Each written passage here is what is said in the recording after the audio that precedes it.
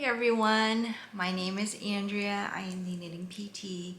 This is my channel where I talk about all things knitting, yarn related, and wellness too, because I'm an orthopedic physical therapist and I put out make your self-care reels on Instagram and all sorts of things for makers and crafters to keep their bodies healthy. Yeah, it's been a long time. I know in the last video I made back in September, beginning of September, I said that I would be making videos more often, and I didn't. I took over a month off, and it was both intentional and unintentional. It was unintentional in the fact that I did plan on filming every 2 weeks. But what kind of happened was, I'm trying to remember what happened now, actually. It's been so long, I can't quite remember. I know at some point my daughter was sick, so she was home for several days. I took a trip to Denver in the beginning of October. And then when I got back, there was just a lot of things around the house, a lot of things to do with, taking care of a home, with moving into a new home, all sorts of things that needed to be addressed. And so I just knew that I didn't have the time to be filming and editing a YouTube video. So I'm really sorry I took over a month off, but I'm back now and I'm really excited to be back. I have a lot of things to show you and a lot of things to talk about. So this may be a longer one than usual. We'll see. I always say that, but then I think I talk fairly fast, so it gets condensed, and yeah. So I think what I'll start with is maybe just give you an overview of kind of what's happened since the last time I've been on here, because there were some exciting things that happened, things I did want to talk about here on the podcast. I'm really self-conscious about calling it podcast now because, once in a while I read Reddit, and I've seen some posts where people complain about knitting vloggers, I guess, calling their episodes on YouTube podcasts. But the thing is, I don't know what else to call it. Like, I think of a vlog as something where, it's a video blog. It's like a video record of your life. And that's not quite what I'm doing here. I guess I could just call them episodes. I guess I'll just stick with that. Anyway, so the one thing I did want to talk about was my trip to Denver. So if you don't follow me on Instagram, or if you missed out my stories around that time, I made a trip to Denver I think I was there for 4 to 5 days, and I was there to do ergonomic consults for dye studios. So the 2 dye studios I visited were Woolberry Fiber Co. and Explorer Knits and Fiber. And it was a lot of fun. I was exhausted because I hadn't been that social in a long time. Exhausted in a good way. And it was really fulfilling, and it was a lot of fun. It was the perfect marriage of both my love for knitting and yarn and my passion for physical therapy. So what I did was I spent half a day at each studio, I was at each studio for about 6 hours actually. So I spent 6 hours at each studio. I watched them work through all their various tasks that are associated with indie yarn dyeing, from the actual dyeing process to the rinsing yarn to scanning to packaging, every single step. And I met with each employee individually, and we talked about maybe what kind of issues they might be having right now with their work at the studio. If there's any aches and pains that they have, if there's any tasks that they wanted some advice on how to do in a way that was better for them ergonomically. And so it was a lot of fun. I really learned a lot. I just have to say, I've been kind of on a soapbox talking about this ever since I got back from Denver. But I just have to say, these indie yarn dyers and their teams, they work incredibly hard physically. It is one of the more physically demanding jobs that is out there. They are constantly moving, they're constantly bending over, they're constantly lifting, and wet wool is super heavy.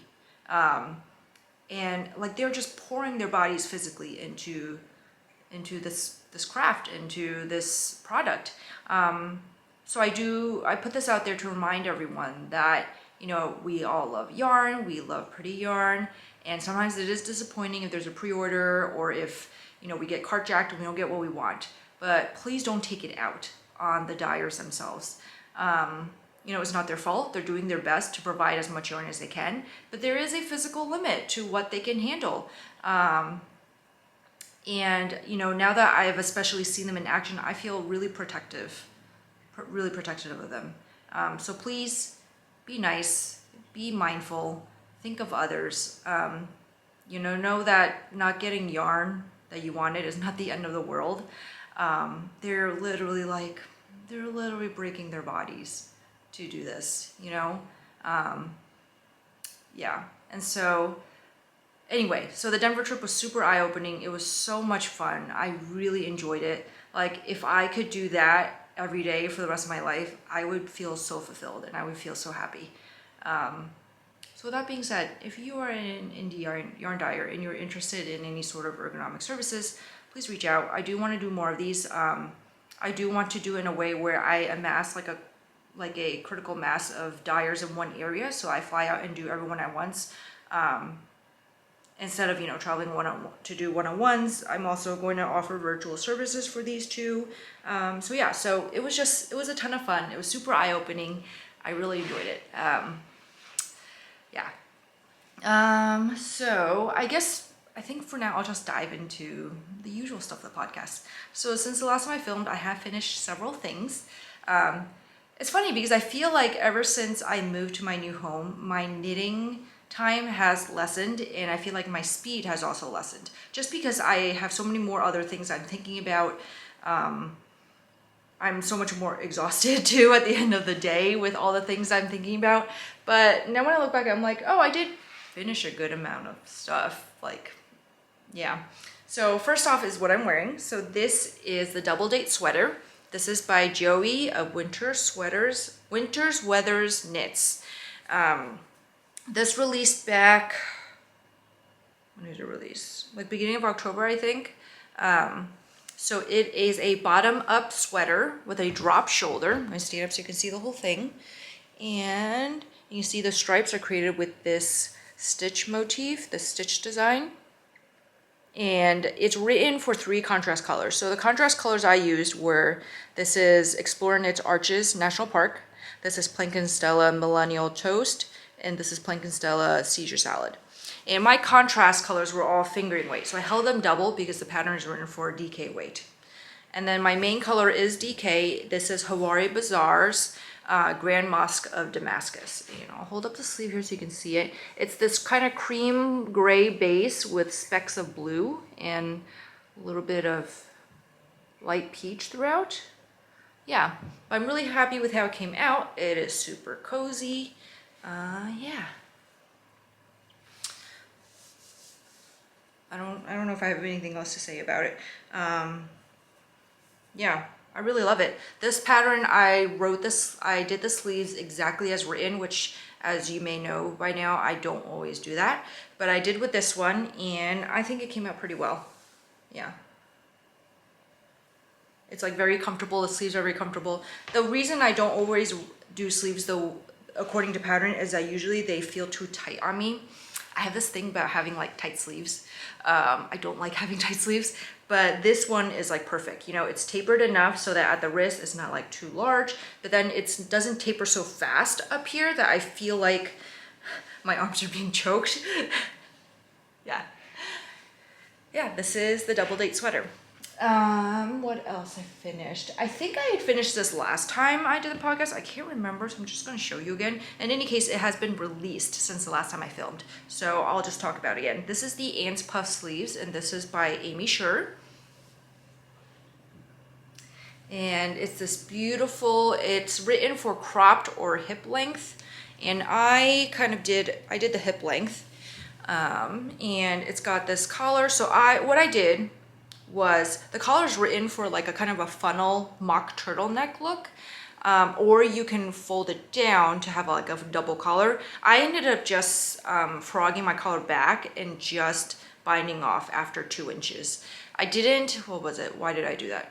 Oh, I did it because my bind off for the collar originally was a little tight, so when I tried to fold it down, it just felt like it was tight to go over my head, so I decided to just do a regular collar and just bind off. And what I've been doing for my bind offs recently is, so I used to do Jenny's stretchy bind off, that thing, but it doesn't always look the neatest, especially for like a collar hem. And I've been doing a lot of patterns recently where you go back and you pick up for the collar and then you bind off. So what I've been doing, and I think I picked this up from Stephanie of Edible Thoughts Makes, is that when I'm binding off, I just go up 2 needle sizes and I bind off with a needle that's 2 sizes larger. That usually gives me a cast off that is still neat and tidy looking, but still stretchy enough too. Okay, so that's what I've been doing. It's been working pretty well. So the Ann's puff sleeves, it's got a puff sleeve. I'll show you that here. It's a pleat that you make. And then it's got a elbow length sleeve with an I-cord bind off. And the raglan has this beautiful lace detail. Yeah, it's super pretty. I really like it. I would have worn it today, except that it is really cold in my office and I wanted my arms fully covered.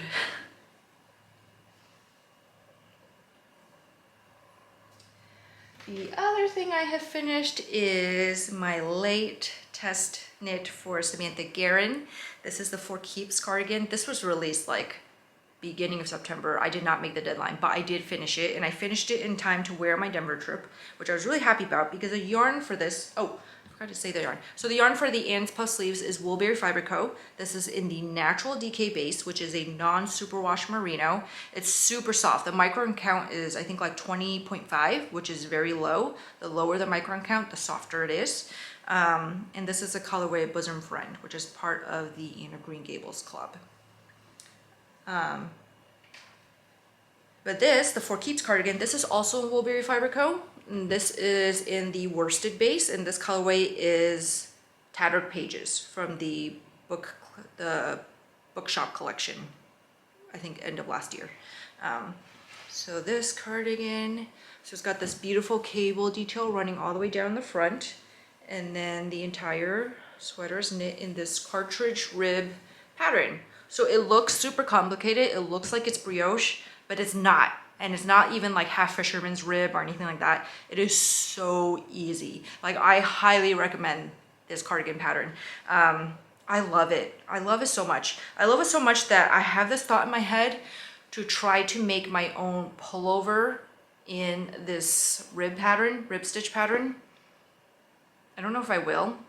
I'm not someone who has a lot of desire to design, mostly because I'm really bad at math.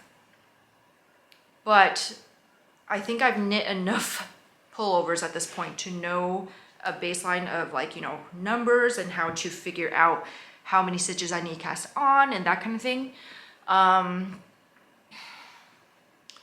So we'll see. I don't know. I really don't know. I mean, if I even made it, I don't think I would ever release it as a pattern because I don't want to fiddle with making different sizes and like figuring out the math for that. But we'll see. Yeah, but it's so squishy and is so cozy. Cannot recommend this pattern enough. I love it because you work the, it's like an I-cord button band, I guess is what you would call it. So you don't pick up stitches at all at the end for the for the collar or anything like that. But it's such a neat finish. Let me give you a close-up look. Yeah, I love that cable. I love the way it looks with this rib pattern. Yeah. So yeah, this is the For Keeps by Samantha Guerin. Highly recommend it. And then the last object I have finished is a really old whip. It is so old, in fact, that I picked it up and finished it between the last podcast and this one. So this is, I cast this on in, I think, April of this year, half a year ago. And it got set aside for all the test knits that I do and all the other deadlines that I was making for like my dad's cardigan, things like that.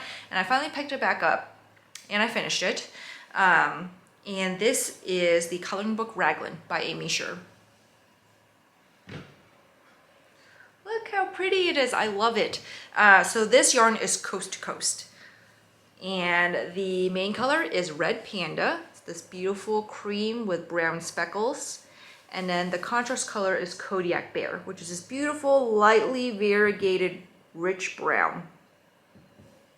And like, I know, I have never really knit with brown before.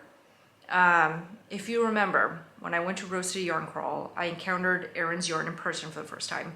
And I was blown away by her browns. And I bought some brown yarn. This was one of those. And I love them. Like, I love Erin's browns specifically. They're so rich. They have so much depth to them. And they feel so wearable to me. Yeah, so I'm really excited to have this done. I did the view, I think she calls it the view B, where you have the stripes. The only modifications I did was I didn't want a cropped length. I wanted like more of a high hip length. So I added a stripe of contrast here, but otherwise I did it according to pattern. Yeah, it is super cute, super wearable. The yarn is lovely. Yeah, I've just got to give you another look at this. It's so beautiful. Yeah, I did order yarn from Erin's most recent pre-order for her book tropes collection. I did get browns this time too, and I'm really excited to get it in the mail. Yeah, I'm having like a total brown autumnal kind of moment these days, and I'm really loving it, really leaning into it. I never thought I'd be at a place where I would be loving brown yarn, but here we are, and it's all Erin's fault. So yeah, so that is it for finished objects. Yeah, I guess I have gotten a lot done in the past 5 to 6 weeks. Yeah, and once I cast all those off, I also cast on a flurry of things. So I know that I had said that I was going to be taking a short break from test knitting, or slowing down, and I am slowing down in a sense. So right now I've got 2 test knits on my needles that are both due in January. I've got a third one that once I get the yarn for, I will be casting on also, and that is also due in January. But I'm telling myself no more. Like, I have a lot of personal projects and other designs that I want to cast on and I want to knit. Like, this whole cabinet behind me is full of yarn that I bought for specific projects, and I want to get to them. Excuse me. And so I think next year, 2023, will be the year of less test knits. I'm not saying no test knits at all.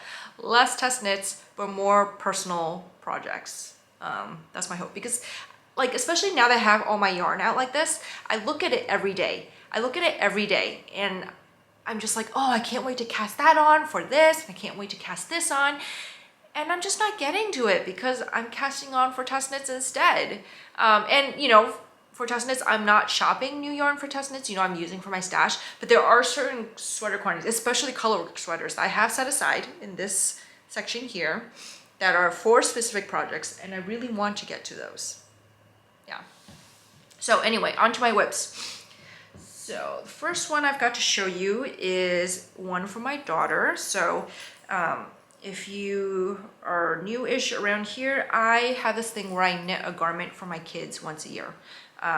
For my daughter, I think I'm going to be knitting more often because she does wear her knits a lot now that we live in a colder climate.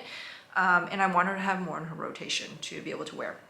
And so this is her, well, actually, I did make her a sweater at the beginning of this year. So this is technically her second sweater of the year. And this is the No Frills Junior by Petite Knit.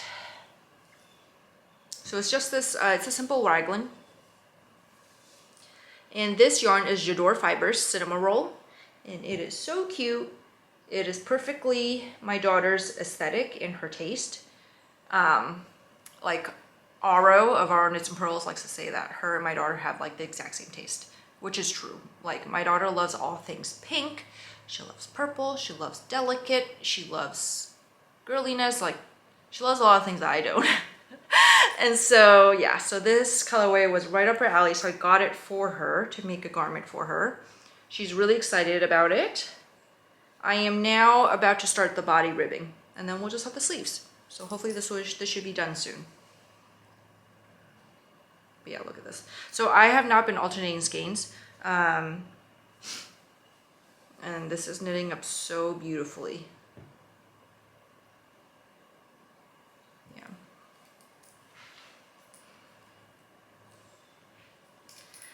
The second whip I've got is a test knit. This is for Aimee Sher. It's a building blocks sweater. Building blocks sweater, I think is what it's called. And I am pretty much about halfway done. So it is a bottom-up sweater with a drop shoulder. Aimee's whole purpose in designing this was to make a sweater where the drop shoulder looks the same on all body types, because I think what kind of happens for especially larger sizes is that drop shoulder ends up like really far down.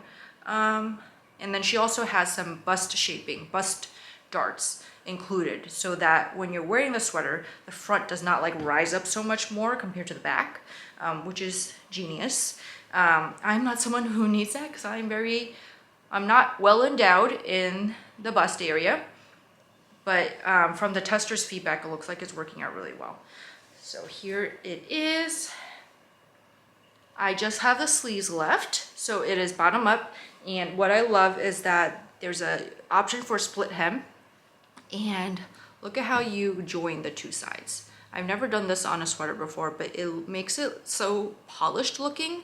I love it. I really love it. And it's super simple, but I just love how there's small details like this that set Aimee's designs apart from other designs. Yeah. And then, yeah. So I've just got the sleeves left to do. And this is, the yarn I'm using is Camellia Fiber Company and the worsted base, and this is the colorway Blackberry. And this was from, I think it was a summer or spring color from 2021. Was it 2021? I think so. The pattern is written for kind of like unspun, woolen spun yarn. So for example, Aimee's sample is made in, I think, Nutidin or Manchalope. I don't know how to say it. And a lot of the testers are using Manchalope or Nutidin. I am not, because I'm wary of how unspun would feel on me, because unspun typically is more rustic feeling. It's not treated the way superwash is or that kind of thing. And so I didn't want to make something that I wouldn't be able to wear. So I am using Camellia Fiber worsted, which is a superwash merino. But I feel like Camellia Fiber Company's worsted is a little bit lighter spun. Not lighter spun. Like this, let me see, where's the yarn? I feel like when you look at the way the yarn is, the twist on it isn't very tight. So it's a little bit airier. I hope you can see what I mean by that. It's a little bit airier. It's not as like dense feeling as a lot of other superwash worsted bases. Yeah, and so far, you know, and the whole point of using something like unspun or something that's woolen spun is that the resulting garment is warm, but it's light. And so far, I feel like this is not super heavy. You know, it doesn't feel super heavy to me the way I know some of my worsted weight sweaters have felt. Yeah, it's like not super, it doesn't feel super dense. Yeah.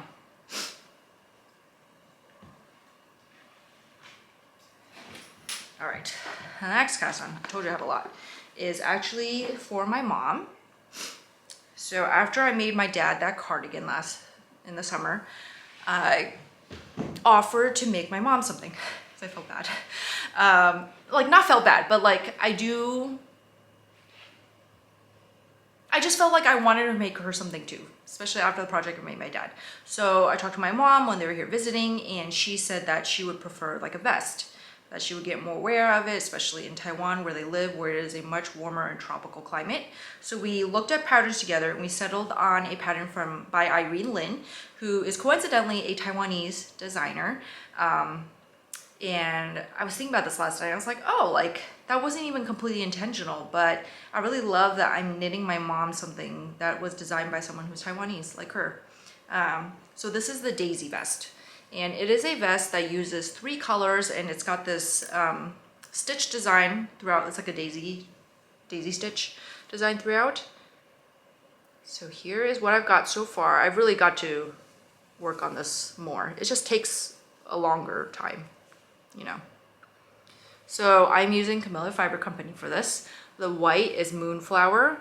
The pink is, I really ought to have looked at my labels first. because I can't remember the names. The pink is camellia and the purple is thistle. Oh, that's the back. So the pink is camellia and the purple is thistle. Yeah. And my mom has kind of the same color aesthetic as my daughter. Like she likes pinks, she likes purples too, so yeah. Yeah, so I'm excited for this. This is the back of the vest right now. So hopefully I do need to get more of it done because they're visiting again in January for Chinese New Year. And I want to have this done by then. So I gotta get cracking.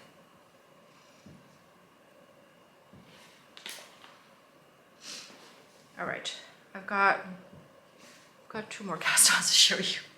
Okay, so this next cast-on is the Carlisle Saddle sweater by Madison Moe. And I've only got the collar ribbing done so far. It is a folded collar, which is why there's so much. And this is on small needles. This is on size 2. It is a fingering weight design. So here it is. The yarn I'm using, this is cat sandwich fiber in spooky and sweet. Hold on.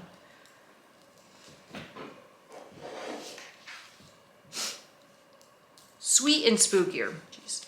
Here's her label. It's super cute. And here's the details. It is fingering weight.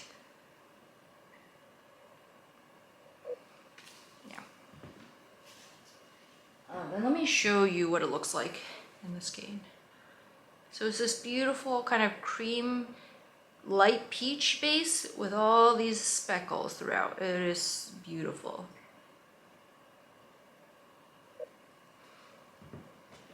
So yeah, it's the Carlisle Saddle. I've just been working on the ribbing, and it is a provisional cast on because you fold the collar down and you stitch it together, that kind of thing. Yeah, but I'm really excited to keep working on it. It is fingering weight, which I'm not sure why I decided to do that. I think I just felt like I wanted to challenge myself with whatever test knits I was doing, that I didn't want to just keep doing like stockinette bodies or DK worsted weight. I think I just felt like, you know what, it might be fun to do a fingering weight and challenge yourself. It's also, I think, a broken rib pattern, which some of my friends were like, Andrew, what are you doing? You didn't like that broken rib sweater you made last year. Like, you didn't like the process of making it. And I don't really know what happened. I just decided to do it again. So we'll see. But I'm really excited for what it'll look like when it's finished. And that is what is driving me, is the finished product. Yeah, this goes back to that conversation that I had a while ago on here about product versus process knitter. I am much more of a product knitter than a process knitter, which sometimes shows in my choices of projects that I make. All right, my last cast on to show you. This was more of a spontaneous cast on. I decided to cast it on randomly one day because I was walking my daughter to her bus stop and it was really chilly and cold. And I was like, you know what? I need like a large knit sweater cardigan kind of thing to just snuggle up in. Also, my office is very cold. So my office is surrounded by windows on 3 sides of the wall. And I think the insulation is not great. So it is often like 58 degrees in here in the morning, and it takes a while to warm up. So I'm often very cold in here in the morning. And I was like, you know what? It would be nice to have like a knit jacket kind of thing that I can just keep in here and throw on in the mornings. And so I cast on the Miles shirt jacket. Is it called a shirt jacket? Miles? Yes, Miles shirt jacket. This is by Ozetta. And the yarn I chose to use is from my stash. It is the Gilliatt. It's from Durum Natura. So Gilliatt is a DK weight. It's 100% wool, and the colorway is Tempête. So I don't have much done on yet because I cast it on and then I've just been working on all my other projects so far. But here it is. This is the back, and you can see there's a little bit of that detail there for the shoulder. So the Miles shirt jacket is like, it's supposed to be the knit version of like one of those like large shirt jackets that they sell nowadays, like the Sherpa lined ones or like a lumberjack sort of fit to it. It's got a nice curved hem at the bottom. So yeah, so we'll see. Like I'm a little bit wary because the Gilead yarn is rougher to me to touch. But I'm hoping that with blocking and with using some lanolin wool wash, that'll help soften it up. I also won't be wearing it next to skin. I'll always be wearing like a layer underneath it because I intend to wear it to layer. So I think that'll be okay. But let me show you what that yarn looks like. So this is Tempet. It's a dark blue, dark kind of charcoaly blue. Yeah. And part of why I used it too is because I don't need to wind it up. I can just knit it from the ball, which made for a very hasty cast on. We'll just say that. Yeah, I'm really excited. Oh, here, let me show you. I did actually swatch for this. And I swatched because the pattern calls for like more of a worsted aran weight yarn, but I did see that some people had used like kind of DK and fiddled with gauge and fiddled with needle sizes. So I did actually gauge swatch for this because I wanted to make sure that this yarn would work. So here's my gauge swatch.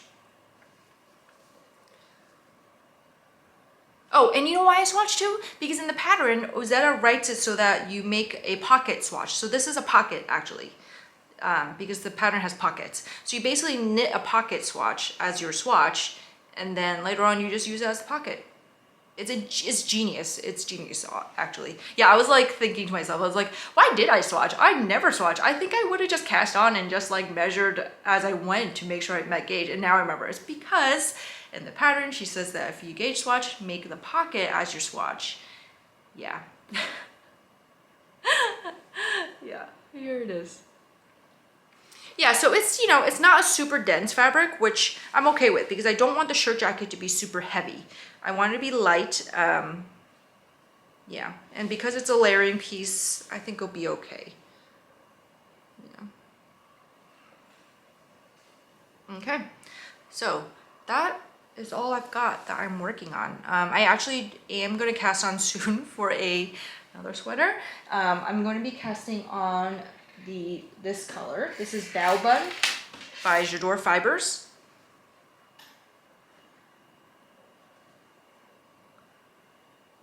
So Bao Bun itself is actually a creamier color than this, creamier, lighter color.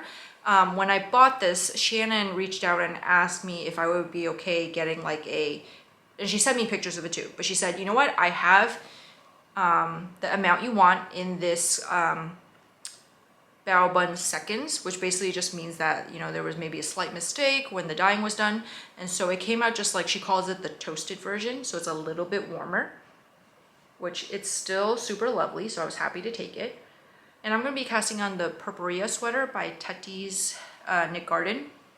And what we're doing with this is, so I don't know if you saw it, but when Rhinebeck happened last month, there was a group of knitters from, I think they're from like the Seattle, Washington area, but it included like Emily Curtis, I think that's really Emily Curtis and Sylvan and a few other knitters. And what they did was that they all used the same yarn and they knit like different patterns. And they wore them at Rhinebeck and they took photos and it was amazing. Like it looked amazing. And when we saw those, Aro was like, yo, we need to do this, and we need to do this for Vogue Knit Live. Like we need to up our game too.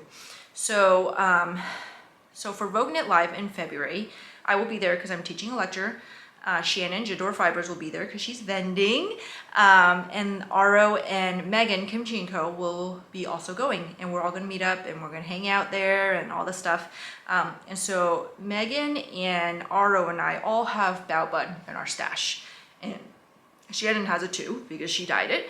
And so we have agreed to use Bao Bun to all make our own garments for our Vogue Knit Live meetup to take a photo together. So I'll be making Purpurea in mine. Yeah, so I'm going to be casting that on soon too. And yeah. So I think that going forward, so I did talk about this a few times about how I was thinking about how to restructure the part of my podcast podcast, the part of my episodes where I talk about stash acquisitions and how I didn't want to seem like I was, pushing capitalism or, I just wanted it to be less about consumerism, I guess. And so I think what I might be doing is just doing like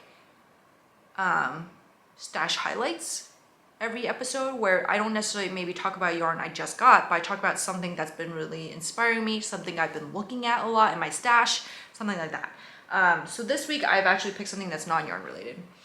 And so this is from Thread and Maple.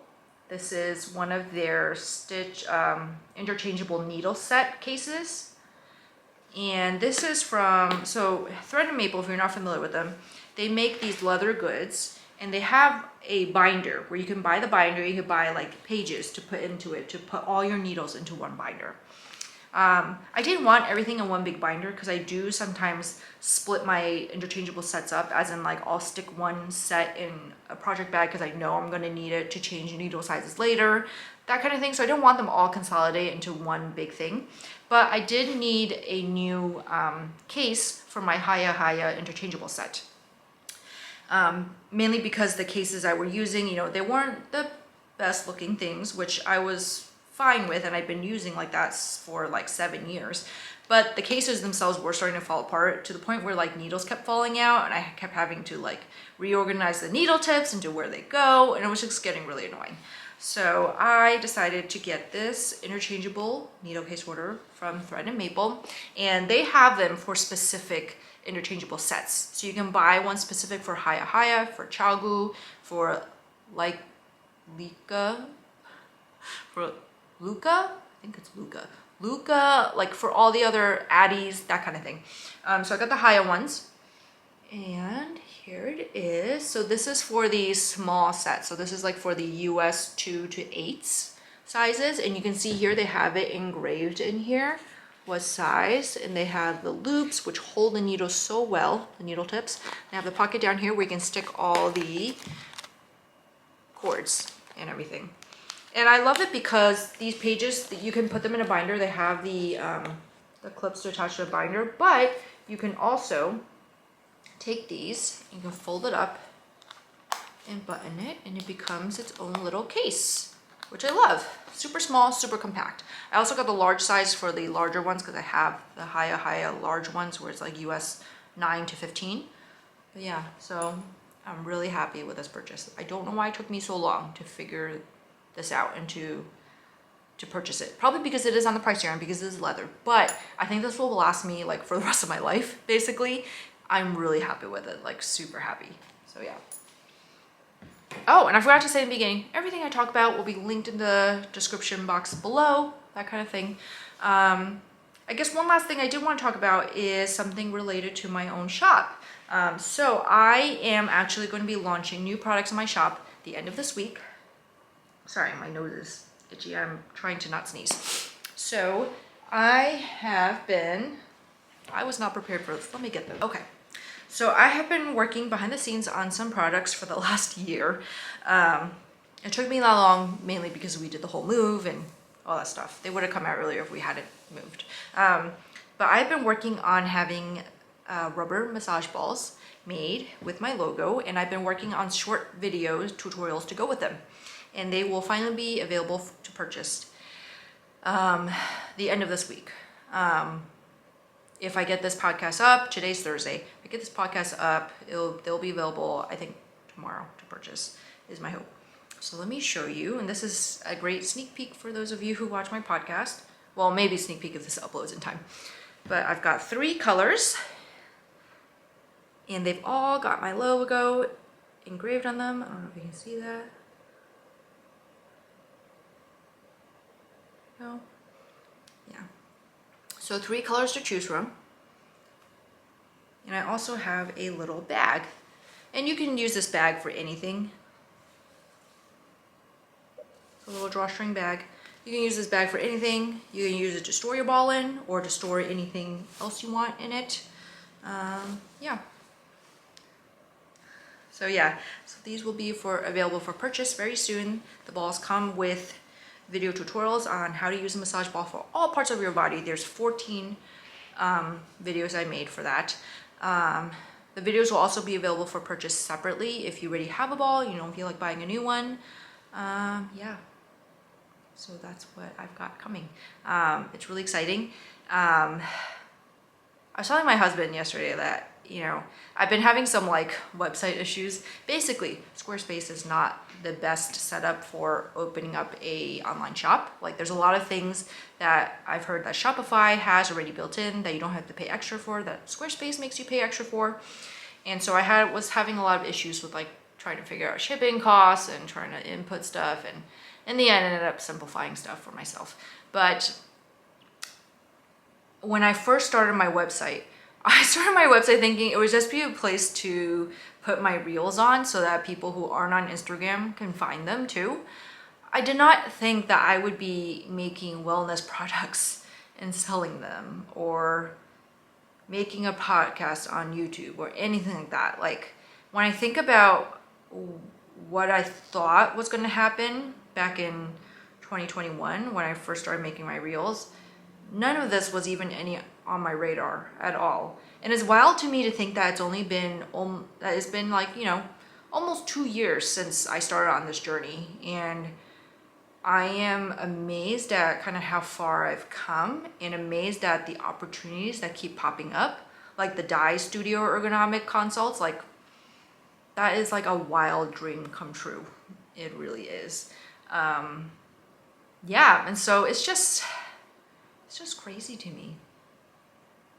Yeah, but I really love it. I really love, you know, putting out these resources for you all to use to help you craft pain-free.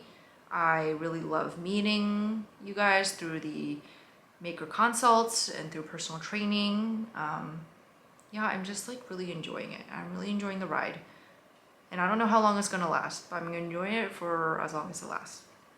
So anyway, thank you for being here. Thank you for taking time to spend with me. I hope you enjoyed seeing all my finished objects, seeing all my cast-ons. Yeah, and I do hope to be back here in 2 weeks and to be making episodes more frequently. So yeah, so until next time, I'll see you then. Happy knitting.